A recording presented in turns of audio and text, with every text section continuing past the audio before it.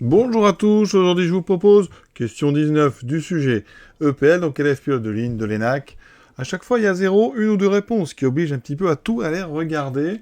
Alors vous allez voir que c'est assez simple, je pense que j'aurais mérité d'être un petit peu plus travaillé, en tout cas disons que vous allez voir que les deux premières A et B finalement nous évitent d'aller voir les C et D, parce qu'il y a au maximum quand même deux réponses correctes. Alors on vous demande liberté de famille, donc on a une première famille avec des coordonnées qu'on je vais mettre en vertical, 1, 0, 1 et l'autre 1, 2, 1. Alors évidemment, on voit bien, rien qu'avec les deux premières coordonnées, vous avez ici un déterminant qui est non nul, donc la famille x1, x2 pour le A, elle est tout à fait libre, d'accord.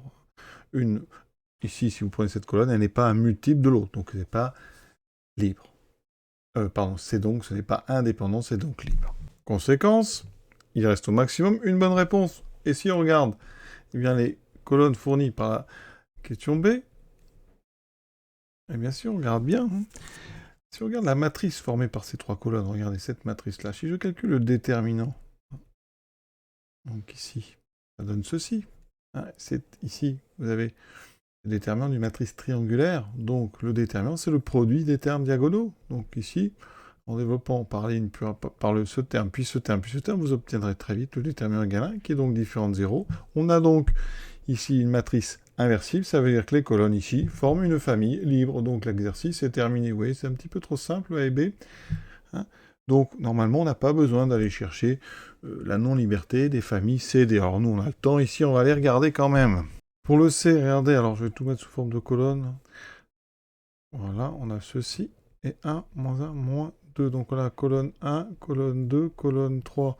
Regardez rapidement, si on fait colonne 3 moins colonne 2, ou colonne 2 plutôt moins colonne 3, ça fait 1, 1 moins 1, 2, moins 1 plus 2, 1.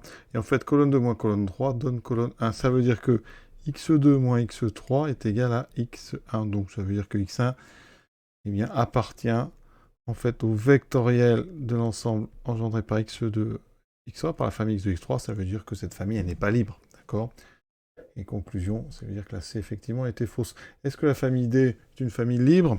On sait que non, mais on va quand même aller regarder. On a ceci, 2, moins 1, 3, moins 1, 1, moins 1. Alors là, comment fait-on? Il faut bien regarder, et là, regardez, la dernière colonne et la première, c'est presque le même au signe près, ça veut dire que x1, c'est égal à moins x3, donc forcément, x1 et x3 sont liés, donc la famille, eh bien, elle n'est pas libre. Voilà. Donc, alors, pour ceux qui se disent, bah, si je vois pas, par exemple, que la dernière colonne, elle est multiple de la première, bah, vous pouvez aussi aller regarder tout simplement. Là, comme c'est du 3-3, on peut aller regarder un déterminant. D'accord?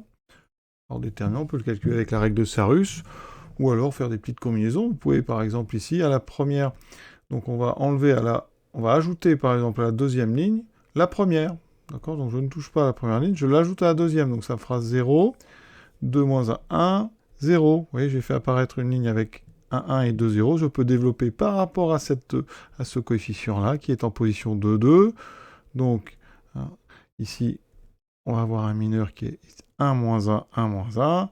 Je développe, donc, ici, on n'a pas de moins, parce qu'on est en position i égale 2, j égale 2, donc c'est moins 1 puissance 4. Et le déterminant qui correspond, c'est celui-ci, ça c'est le mineur, et vous voyez bien que ce déterminant, il est nul. Donc vous avez ici un déterminant nul, donc la famille est liée. Voilà, une autre façon de retrouver ça très vite. Donc pour résumer, on peut dire que c'est assez dommage que la A et B soit vraie, parce que quand la A et B soit vraie assez facilement, ben ça, finalement, ça nous évite d'aller regarder le C et le D. Mais avec le C et D, ne sont pas non plus très difficiles. Donc par rapport à tout ce qu'on a déjà fait, question 19, plus simple, bien sûr.